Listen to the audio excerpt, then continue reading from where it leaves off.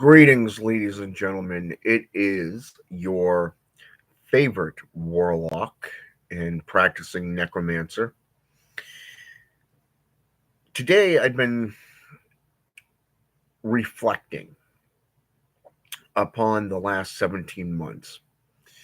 As you know, tomorrow is the first of the new month, which marks the first day of the 18th month of the 2 year, 3 month spiritual journey that I've been undertaking since last year, January 1st. Okay. I thought I would come on and kind of discuss the changes in the things that I've noticed over the last 17 months that have changed in my life. First of all, ended up with a lot of good clientele. Got away from the drama, got away from um, a lot of the dogma that's been around the world, not just at the workplace. The more I delve into spiritual matters, working with my patrons and patronesses, I've noticed they've been stripping away certain things from my life. Steven, welcome to the channel. It's good to see you again. I've seen a lot of different changes happen. In the last year, we've had about 8, maybe 9 general managers come and go from the store that I'm in. Seen so many changeovers when it comes to employees. I think I'm literally the only one left that was the original when I started. The only one left. Everybody else is new and have come and gone.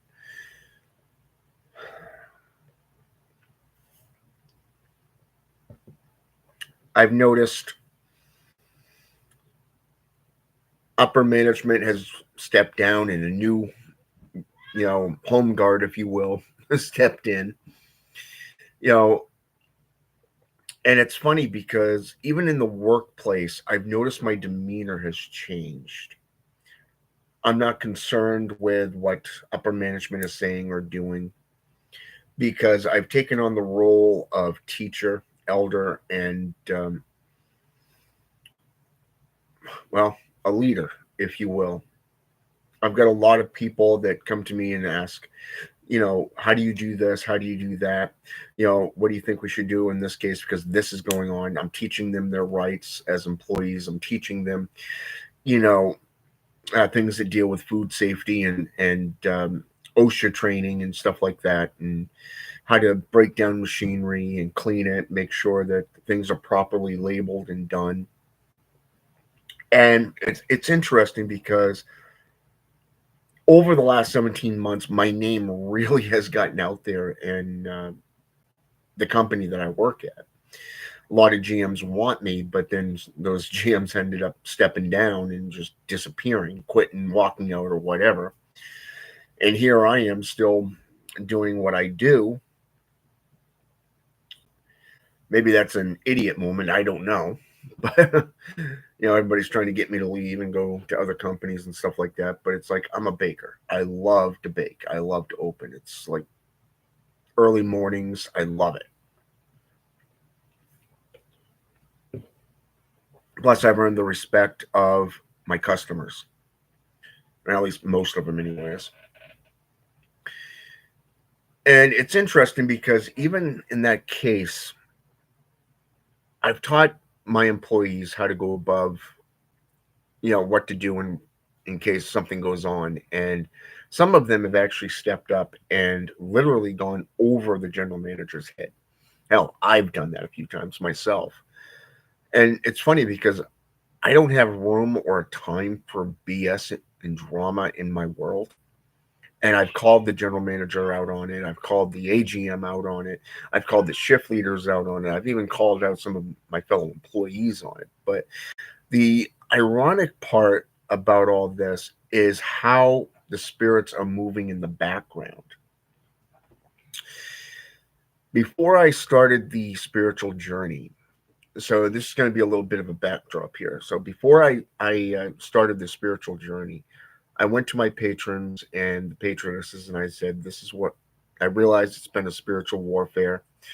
I've been attacked spiritually and physically, and I want to get away from this stuff. I want this shit out of my life. I want to mature. I want to gain apotheosis in the truest sense. I want to evolve." And over the last year, my focus has gone from necromancy into lichdom. And the fact that even that, I keep, for some reason, I don't know what it is, but I keep associating with the definition warlock. And every time that comes up into play, I end up going back into research. I get back into the actual stereotype and how a warlock is associated with the demonic, equal to the witches, thanks to Anton LaVey, and the certain demeanors and everything, and the psychological personas that are put into play. I've gotten 10 times more serious about my practices and my studies. And those who have followed me over the last 17 months probably noticed that I've taken long periods between videos where I just disappear. And I come back with new perspectives and new videos because of that association with my patrons and patronesses and what they're showing me, what they're teaching me, and where they're leading me. And then, like I said, we've gone through so many changes. I ended up with 2 dogs that I share custody with my son's mother. Obviously the cats stay at my place. The dogs stay with her. I'm home maybe 4 or 5 hours out of a day. Maybe sleep 2-3 hours at a time. That's if I'm lucky. But the more I delve into necromancy and spirituality, the more I want to shed my physical form. I want to evolve and become something more. And this has gotten me into the Sith, the Siddhi, between Scottish and that of the Welsh or Irish perspectives of what a Sith is, the Siddhi, which is basically like half breeds. I mean, even if you get into the Elven, you have half breeds. You go into Christianity and you got the Nephilims. You go into the old pagan gods and you have the demigods. So I mean, there's different levels and different types of Nephilim, if you will, those half breeds. And it's like, then you get into the blood packs and the various different degrees of packs, which I've talked about in I don't know how many past videos. And the fourth one has always been on my mind. And that one has really been on my mind lately. And that is called the Dark Pact. Now, when you look up in Google the Dark Pact, it is basically one of kinship and brotherhood, but it is one that's made of solitude and personal commitment and sacrifice, dedication-wise to associations. Matthew, welcome back to the channel. So, but the aspect of the Dark Pact is when you decide that the world holds no value to you and you want to get more into the spiritual workings, going into other realms through remote viewing, through astral projection and projection methods, getting into the actual practices of black magic and sorcery, delving further and further into what string theory, quantum physics, and astrology, and you name it. It's all associated in that fashion, not just divination forms. So it's basically where you realize, I want to be more. I want to grow and be something more. So when I think of the definition of warlock, a warlock is associations with demons. Some mythologies state that a warlock is similar to that of, say, for an example, the Lilith. Things like Lilith and the succubi and succubus. You know, the witch and warlocks are associated with demonic entities like, say, for an example, Astaroth. Satan, if you're following certain grimoire traditions. Satan is known as the godfather of witches and warlocks, and it's like, okay, you know. And this is the grimoire of Armadale.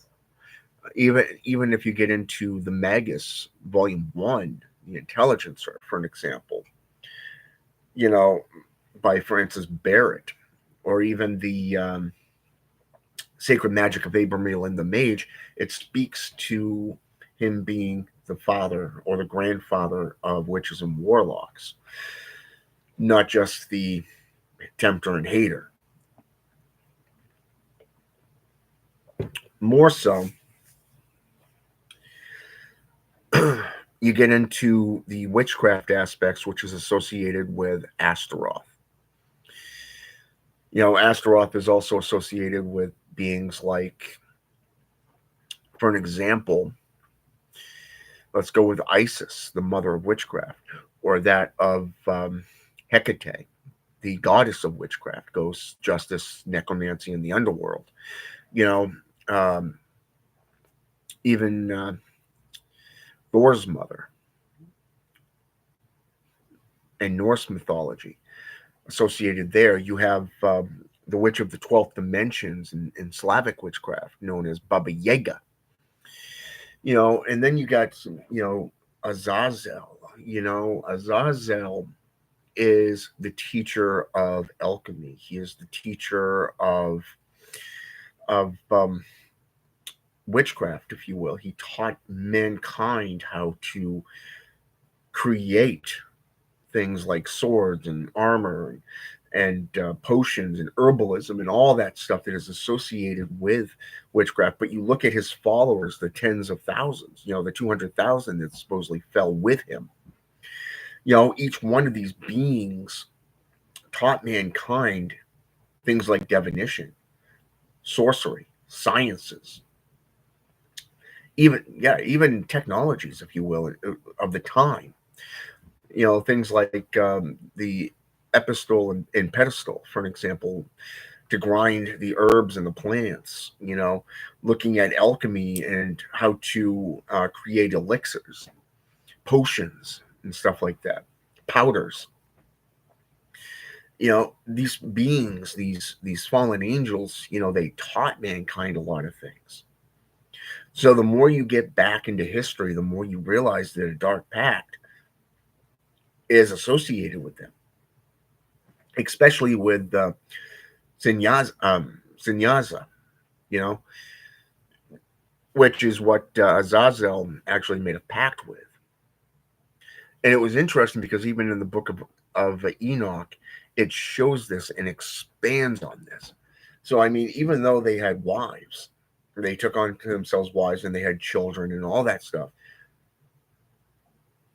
If you follow Tom Knotts, who's a Christian minister, and he does his videos here on YouTube, he did one based off warlocks, and there were two. He states that there's two different types of warlocks: the book learned, the initiated type, book learned, wannabes, and then those who are the natural and the pure bloods that can trace their lineage all the way back to Babylon, and the tower thereof. And it's interesting because when we look at, say, for an example, Hans Holzer shows that a warlock is a conjurer, somebody who uses and sorcery for manipulative purposes, much like the sleight of hand tricks of illusionists, if you will. If you go into let's go with Paul Huzon, Mastering Witchcraft, a warlock is equal to a witch.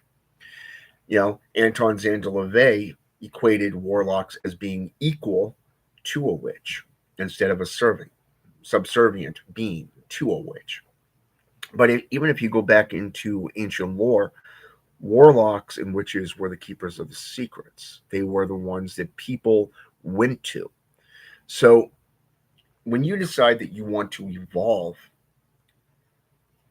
you just start doing that.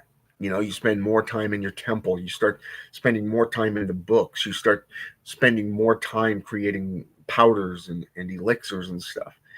And for me, in my case, I've been making a lot of phylacteries, things like totems, talismans, and relics, and I've been doing this from scratch.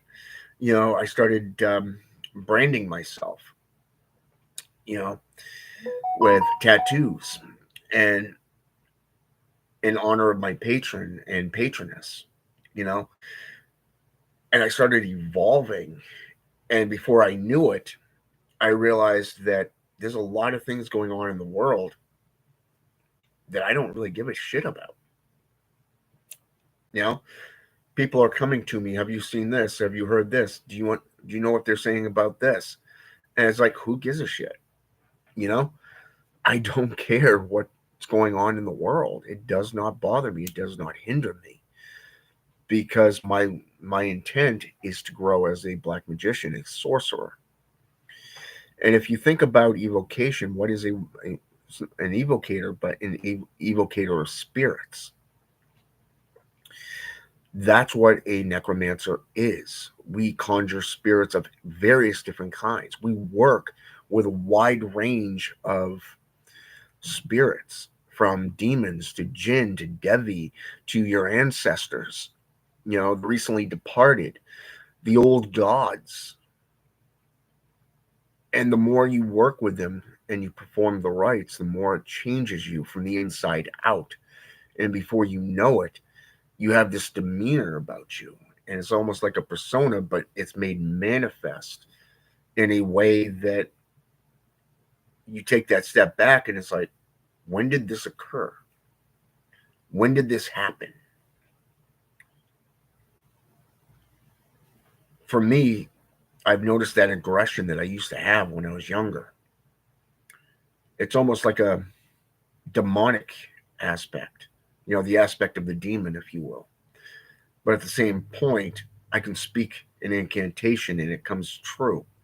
I was talking with a couple coworkers this morning and my general manager, and we were talking about how slow the store has been over the last week. He even stated that we are $3,000 under what we should be for this time of year. $3,000 under. Now, I'm thinking about the incantations that I've been doing, the spell work, because one of the things I do is I work with death a lot. I work with the death a lot. I love the death essence. I love working in cemeteries, and I love going to natural places, and I love working with spirits of various different sorts. Even when I'm doing the rites of, say, for an example, an archlick, or that of performing a witch's wake, if you will, where you're fasting, doing a whole wide range of things, and that I'm not going to get into because I'm still doing this stuff. You start working out, you start fasting, you start getting into all this stuff, and next thing you know, you're more resilient. I started reading a book called The Way of the Superior Man. And I realized that there's things that I'm not doing anymore that I used to do. I didn't even realize it. My son's mother, has been contacting me a lot more than what she normally would. Like, if she hasn't heard from me in like a day, she'll be on that phone going, "Hey, I haven't heard from you today. You want to come over? Hey, why don't you spend the night, on the couch or whatever, And it's like all this stuff is going on because I'm working on techniques. I'm working on myself. I'm working on my path, my ministry, and a wide range of other things.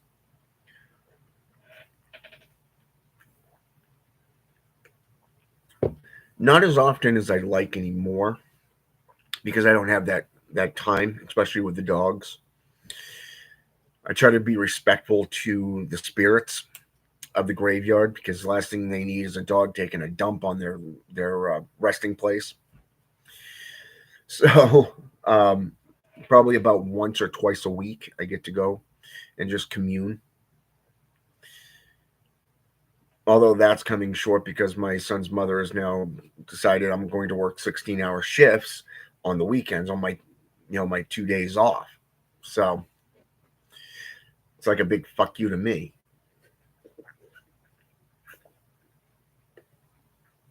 Exactly, rejuvenation is good, but I've also been looking at the physical nature, such as anatomy. I've been looking at different things, such as what is considered to be high necromancy, and the things like when you take a sigil and you do a ritual, and you're invoking a spirit. One of the things you can do is place your blood upon it, making it a blood pact or an oath with that spirit, burning that sigil, and then ingesting it and taking that an aspect of that being into yourself. Um, there's a lot that goes on to it, and I've noticed that animals have taken to me a lot more since I started doing this stuff. And I've taken my practices to a whole new level, and it's just getting better and better. But the thing is that when I said that I'm looking at the warlock aspect, and I'm looking at the lick part of things, the transformation that I'm going through, the not just the transfiguration, but the transmortification processes. Because I'm working not just on the mind, but the body and the spirit at the same time. Different aspects, but different things, different techniques. For an example, I've been getting into Qui-Gon, Tai Chi. For an example, I've been getting into Bushido. I started doing cardiovascular activities such as toning and strength training. Got into weightlifting, and every time I turn around, I've started a new process that is affecting more muscles that you don't realize. And here I am, the dogs who are under 2 years old are going down for a dog nap, a pup nap, and I'm still going. My 6-year old who's turning 7 goes down and is like, "Dad, I need a rest. I'm tired," and I'm out doing them, and it's like when you're getting 2-3 hours sleep, even my coworkers aren't keeping up with me. In an hour this morning, and I was thinking about this all morning, is within 45 minutes, I had a coworker that was late for work this morning by like 47 minutes. She showed up in almost 10 of 4 a.m. this morning. And it was funny because of the fact I had the entire bake done. I had the first bake in the oven, the other one just sitting there ready to go in when that one comes out. I had the store set up, fully set up. I had the donut. I was finishing up the donut case. Had the prep from the day before for this day broken down when she showed up. And I spent the next hour doing nothing but stickering everything. And then we kind of just was taking, you know, aspects of helping customers and on the goes and stuff like that, and just seeing what we can get done. And it was like got so much done in like an hour, and it was sitting there like, I don't see how this is so hard. I can have this store up and running by myself in 90 minutes. 90 minutes. Just me. And yet you got these younger individuals. I'm talking teenagers up to roughly about 35 years old sitting there going, it's too hard. Even a woman in her 70s, late 60s, early 70s, it's too hard. It's too much for one person.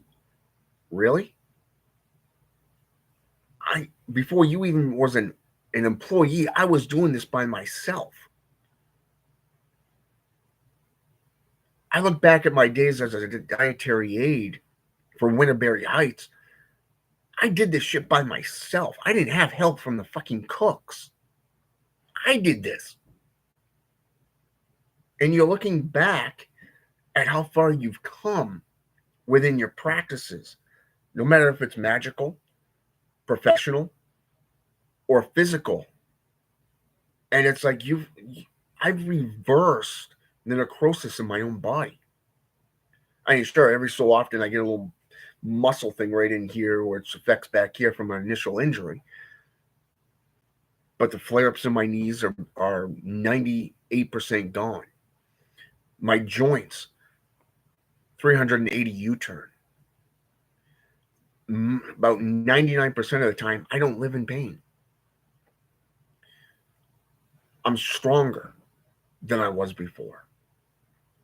My practices, I'm spending so much time upgrading everything through my practices. I'm getting materials that I need for those practices. And most of all, I'm looking at how this stuff is going on. My world just keeps getting better and better. I started investing, literally investing, making money work for me.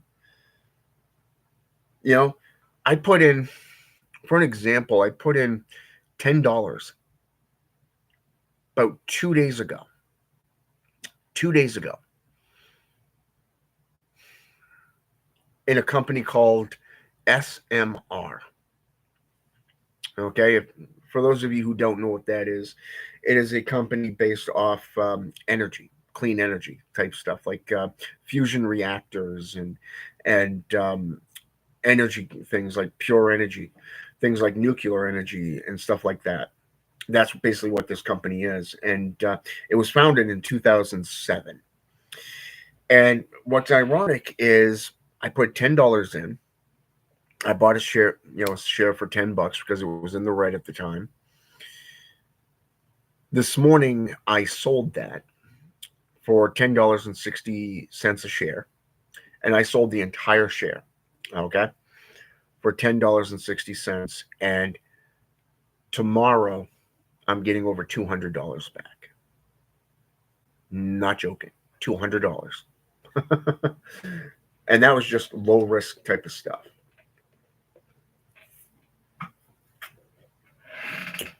Leo, welcome back to the channel. So when you're looking at this stuff, it is your personal responsibility to do the work. When you put the work in, you benefit from it. You gain more hands-on experience. So it was, like I said, I mean, looking across the board, looking at all the records, the investing has been slow. I've lost, I've gained. Most of the time I just let it sit. I'm just buying up certain shares and just leaving it there. Learning about the tax laws, learning about different stocks and different investments, looking at psychology and anthropology and thanatology and counseling and ministry and laws and getting into powders and staying as a warlock and a necromancer, sticking true to my craft. I've come a long way in 17 months. A long way. Things that used to bother me, used to get a reaction out of me, doesn't. I go to work and it's just like, I just want to stay away I separate from my coworkers a lot these days. I just don't want anything to do with them. It's nothing personal. It's just that when I go there to work, I work. Once everything's up and done, yeah, I mean, I'll talk to them and, kind of let them know, hey, I'm still here, I'm still me, but in the long run, it's more the fact that when my shift is end, I'm gone. It doesn't matter who is calling me, I'm not picking up. My phone goes on silent. Even my son's mother has realized, like I said, I don't reach out. The art of seduction, the art of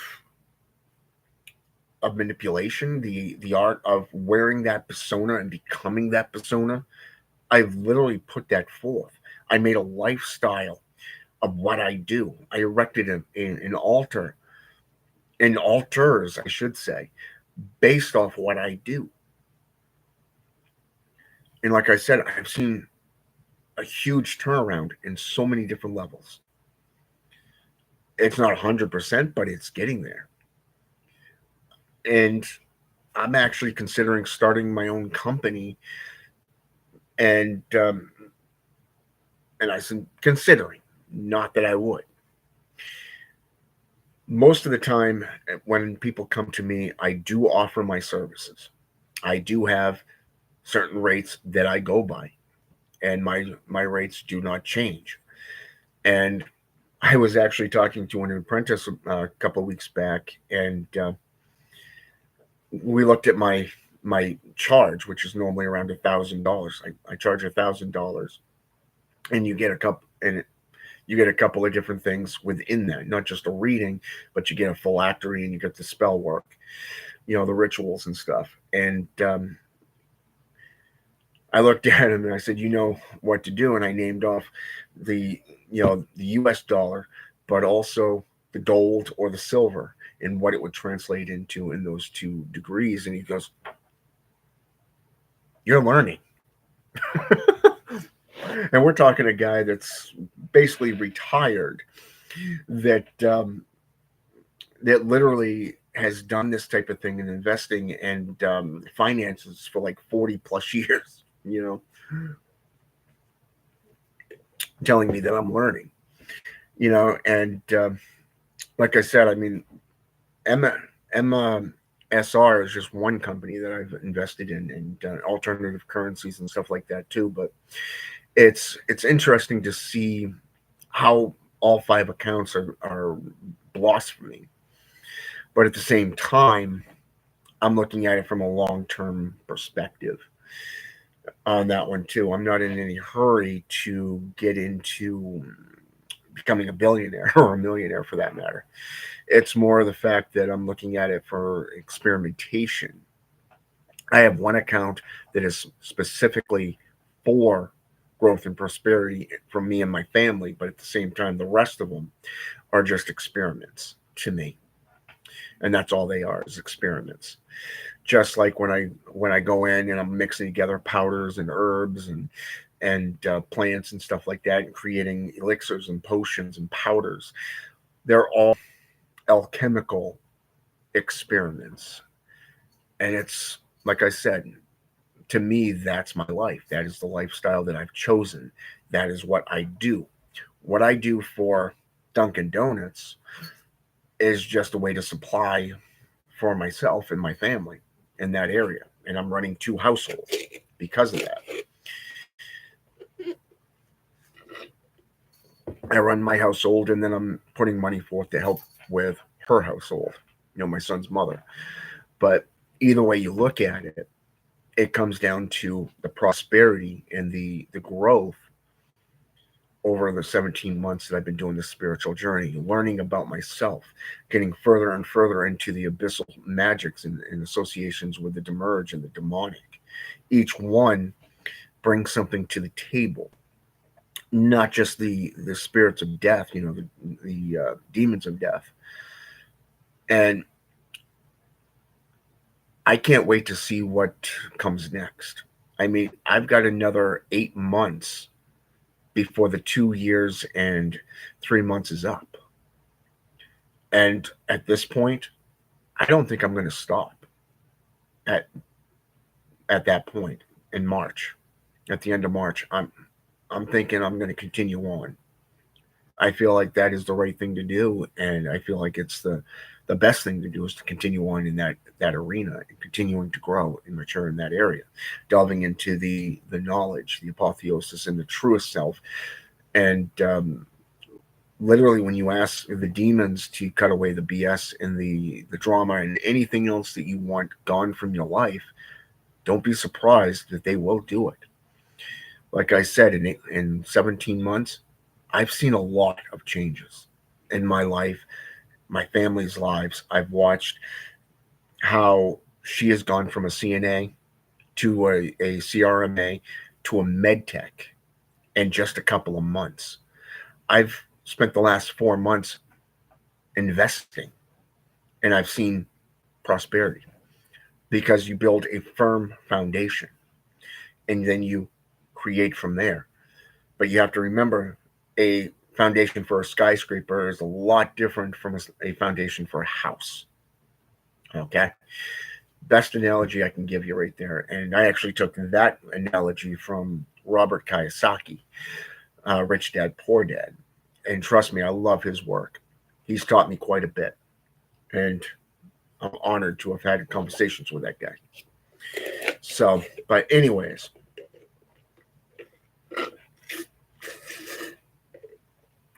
which pendant? This one?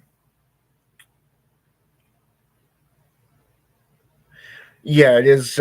It's Lucifer, but on the other side, it's a pentagram. If you look at the, say for an example, the COS, the Church of Satan, this pendant represents that aspect. But if to me, it's you have Baphomet, the guardian of the underworld. Okay, and then you got the beings that I work with on this side, such as Samael. Let me see here: Lucifer, Samael, Azazel,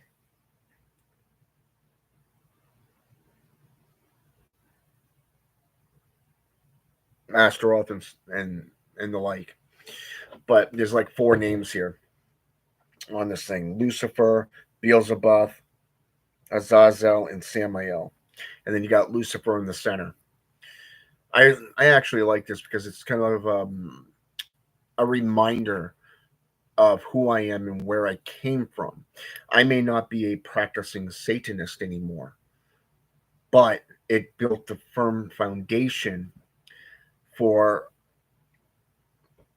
my knowledge, my career path, and the ministry aspects of working with the demonic and the demerge and representing the hells as a minister.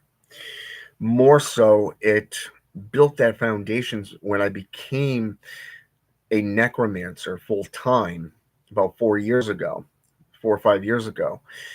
It set that foundation. I've already got the knowledge. Let's build upon it. Let's grow and mature within it and evolve, not through self mastery, but self evolution.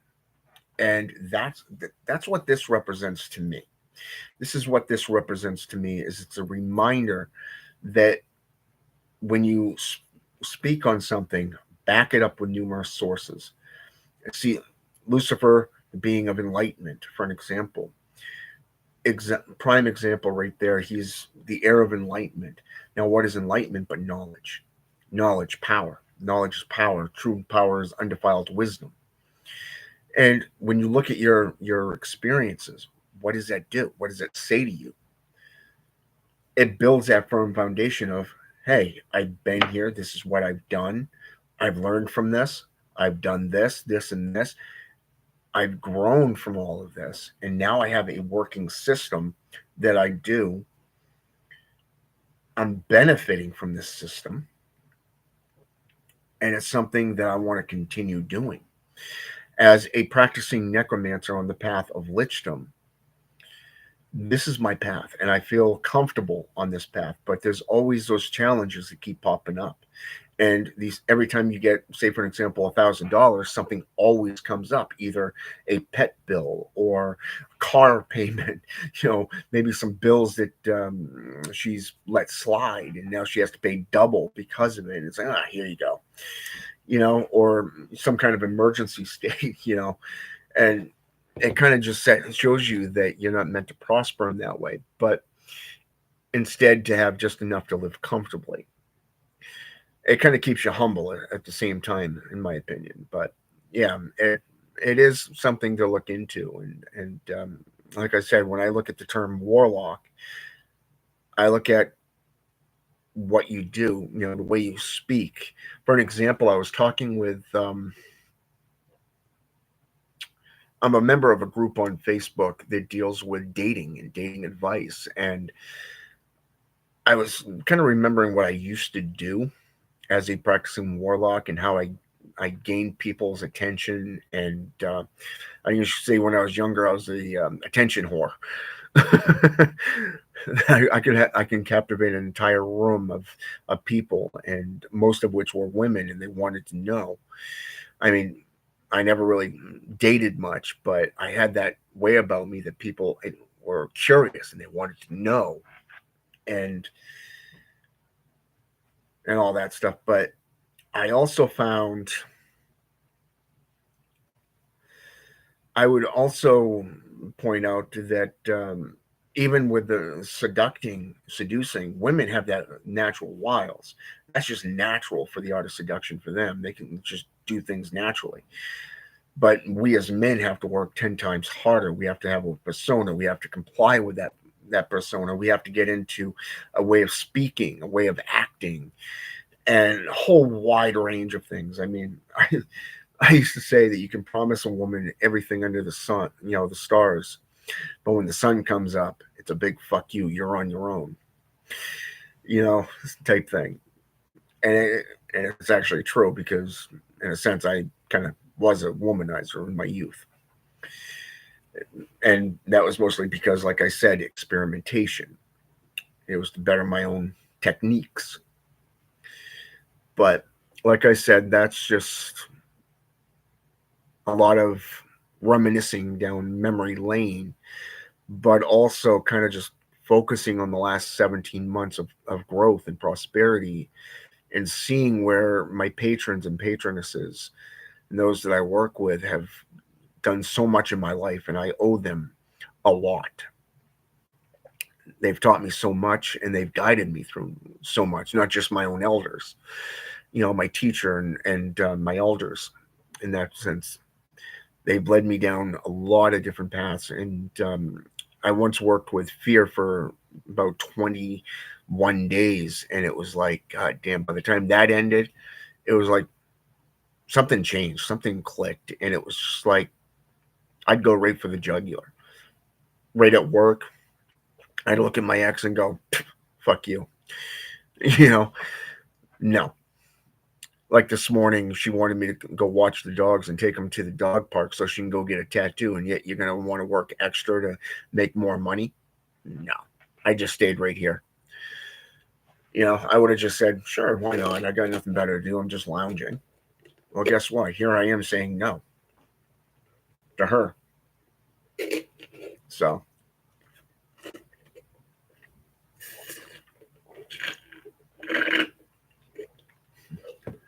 but anyways, I'm going to get off here. I got someplace to be. But yeah, I wanted to come on here and kind of give you that update on the last 17 months and all the changes that have occurred in my life over the last 17 months. And trust me, like I said, that's only a fraction of what I've seen. Things that I've taken notice of, things I've jotted down. Um, I've learned new techniques for doing vile magics. I've learned practices to commune with the dead, to become more like the dead, to gaze like them, different things. And ever since I redid my altar back in January, it was, no, what was it, January, March of last year, something just changed and everything just started going. It has been a journey so far. It has been a journey, one of mind blowing. Let's just say I I don't know what's coming next. I really don't. but I'm willing to see what it is, you know? So, anyways, I got to get going. Have a good day. I hope this has been enlightening and educational. I know it's probably been entertaining watching me ramble on for 45 minutes about the last 17 months, but still.